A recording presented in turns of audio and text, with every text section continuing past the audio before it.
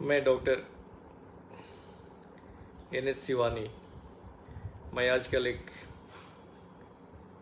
Book पढ़ रहा था जिसका टाइटल है revolution and counter revolution in ancient India, जो हमारे बाबा साहब अम्बेडकर के द्वारा लिखी गई है।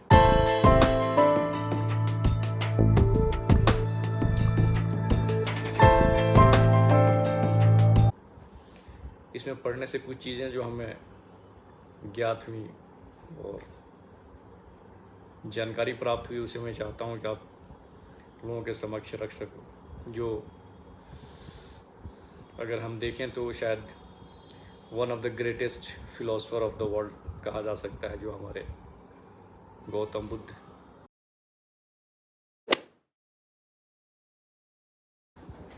गौतम बुद्ध पवित्र जीवन व्यतीत करने का उदाहरण प्रस्तुत करने तक ही सीमित नहीं रहे। अगर उन्हें देखा जाए तो वह समाज में सामान्य पुरुषों और स्त्रियों का के चरित्र को भी आदर्श बनाना चाहते थे। उन्होंने उनके मार्गदर्शन के लिए दीक्षा का एक ऐसा स्वरूप तैयार किया जिसके बारे में तत्कालीन समाज बिल्कुल अनभिज्ञ था। दीक्षा में यह व्यवस्था थी कि बुद्ध धर्म की अंगीकार करने वाले व्यक्ति को बुद्ध द्वारा निर्धारित कुछ नैतिक सिद्धांतों, शील, विनय का पालन करने के लिए वचन देना होता था। इन्हीं सिद्धांतों को पंचशील नाम से जाना जाता है। उनके द्वारा, गौतम बुद्ध के द्वारा जो एक सिद्धांत दिया गया, जो भी लोग बुद्ध धर्म को अंगीकार करते थे उन्हें इस पंचशील के लिए वचन देना होता था। पंचशील मतलब 5 ऐसे नियम थे जिसे सभी को अंगीकार करना होता था, सभी को अपनाना पड़ता था अगर बुद्ध धर्म आप अपनाना चाहते हैं। जिसमें पहला था हत्या न करना, दूसरा चोरी न करना, तीसरा झूठ न बोलना, चौथा व्यभिचारी न बनना, और 5वां अगर देखें तो मादक पेयों का सेवन प्रमाद न करना, मतलब किसी भी तरह का नशा से नहीं करना। ये पंचशील उनका नियम हुआ करता था। ये 5 शील नियमों उपासकों के लिए थे। भिक्षुओं के लिए निम्न 5 शील और भी थे।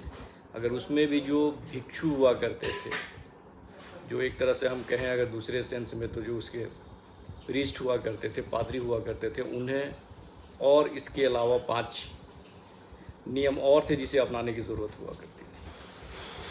उसमें पहला विकाल, यानी दिन के 12 बजे के पश्चात भोजन ग्रहण न करना। जो भी भिक्षु हुआ करते थे उनको यह बताया जाता था कि 12 बजे के बाद कोई भी भोजन नहीं करेंगे। दूसरा, नृत्य गायन में भाग न लेना, अथवा नाट्य अथवा अन्य तमाशों में उपस्थित न होना। किसी भी तरह का नाट्य और गायन में भाग नहीं लेना था। तीसरा, फूल, मालाओं, इत्रों और आभूषणों के इस्तेमाल से दूर रहना।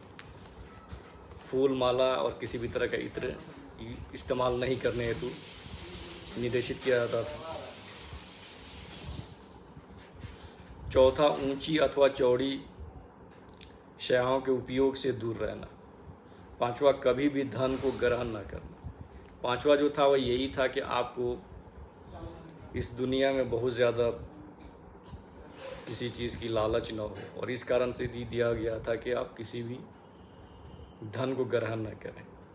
इनमें सबसे महत्वपूर्ण सिद्धांत अथवा शील हत्या न करना को माना जाता था। बुद्ध ने सावधानीपूर्वक यह बात स्पष्ट कर दी थी कि इस सिद्धांत का अर्थ केवल यही नहीं है कि किसी के जान लेने से बचा जाए, अपितु उन्होंने आगे जोर देते हुए कहा था कि इस सिद्धांत का मतलब सभी प्राणियों के लिए सकारात्मक संवेदना, सद्भावना और प्रेम समझा जाए, जो एक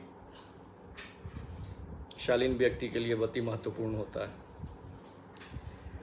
उन्होंने अन्य सिद्धांतों को भी इसी प्रकार के सकारात्मक और व्यापक अर्थ प्रदान किए। बुद्ध के एक साधारण अनुयायी ने एक बार एक अबौध सन्यासी के इस उपदेश के बारे में बताया कि सर्वोच्च आदर्श बुरे कार्यों, बुरे शब्दों, बुरे विचारों और बुरी जीवनचर्या से विरत रहने में निहित है। माने ये जो भी बुरे कार्य हैं, सर्वोच्च आदर्श बुरे कार्यों, बुरे शब्दों, बुरे विचारों और बुरी जीवन से दूर रहने के लिए कहा गया। बुद्ध की इस संबंध में की गई टिप्पणी उल्लेखनीय है। उन्होंने कहा था, यह सच होता तो हर दूध पीता बच्चा जीवन का आदर्श प्राप्त कर लेता। अच्छे और बुरे का ज्ञान जीवन है और उसके बाद बुरे कार्यों, शब्दों, विचारों और जीवन के बदले अच्छे कार्यों, अच्छे शब्दों, अच्छे विचारों और अच्छे जीवन की प्राप्ति है। और यह स्थिति केवल दृढ़ संकल्प और सतत प्रयास द्वारा ही प्राप्त की जा सकती है। अगर ऐसा रहता कि अगर अच्छे कार्य, अच्छे सोच, अच्छे विचार अगर आने हों, अपने आप आने हों, तो बच्चा जैसे पैदा होता उसके जीवन में आ जाता। लेकिन इसके लिए हर इंसान, हर आदमी को सतत प्रयास करना पड़ता, दृढ़ संकल्प लेना पड़ता है।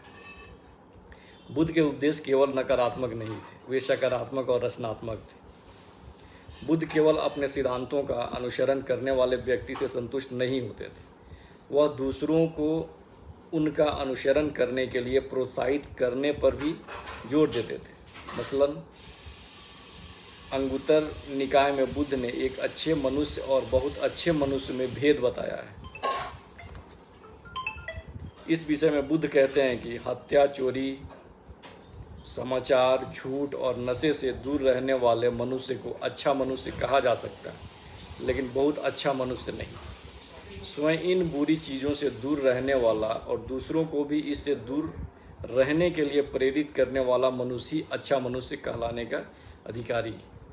मतलब बुद्ध, गौतम बुद्ध के अगर विचार से देखें, अगर उनके सोच से देखें, तो ये सिर्फ अपने आप को अच्छा बनना ही अच्छे मनुष्य का गुण नहीं, अपने साथ साथ दूसरे को अच्छा बनाना ही एक अच्छा मनुष्य हो सकता है। यह ठीक ही कहा गया है कि बुद्ध हमको दो महत्वपूर्ण गुण, मैत्री और प्रज्ञा है।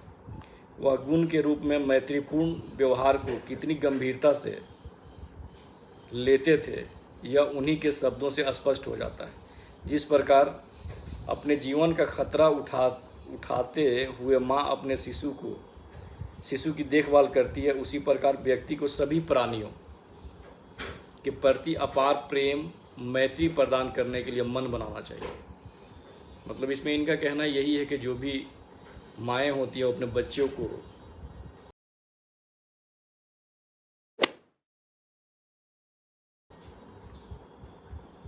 जितना प्रेम देती हैं, उसी तरह से हर इंसान को दूसरे को प्रति प्रेम होनी चाहिए। उसे संपूर्ण विश्व के प्रति सद्भावना रखनी चाहिए। ऊपर, नीचे और उस पार, इस पार सभी के लिए उसके मन में घृणाहीन और शत्रुता रहित अबाध प्रेम होना चाहिए।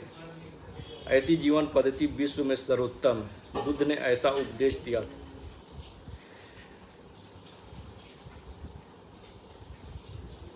इसके अलावा उनका दूसरा सिद्धांत जो था, बुद्ध प्रज्ञा के सिद्धांत को उतनी ही दृढ़ता से मानते थे जितनी दृढ़ता से मैत्री के सिद्धांत को। उनकी मान्यता थी कि नैतिक जीवन का प्रारंभ ज्ञान के साथ होता है और उसकी समाप्ति प्रज्ञा के साथ होती है।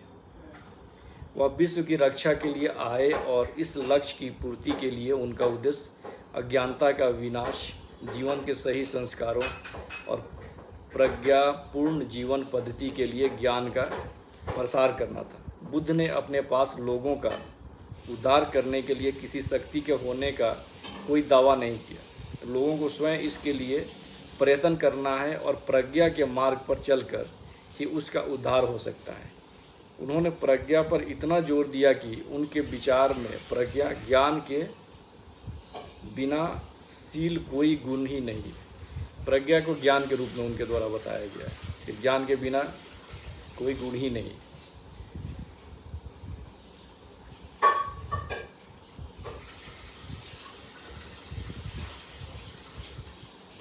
और हम ये मानते हैं कि गौतम बुद्ध जी का ये जो पंचशील और पंच जो भिक्षुओं के लिए दिया गया है, ये बहुत महत्वपूर्ण है। और ये अगर हम अपने जीवन में लाएं और हर व्यक्ति अपने जीवन में लाए, तो हमको लगता है कि हमारी अपनी जीवन में शांति मिलने के साथ साथ दूसरे के जीवन में भी शांति की प्राप्ति होगी। हम ये संकल्प करें कि बुद्ध का एक सामाजिक विचार के रूप में इस संकल्प को अपनाएं,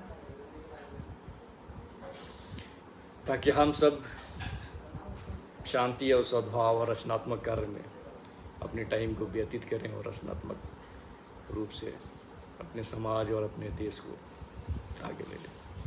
धन्यवाद। इसी के साथ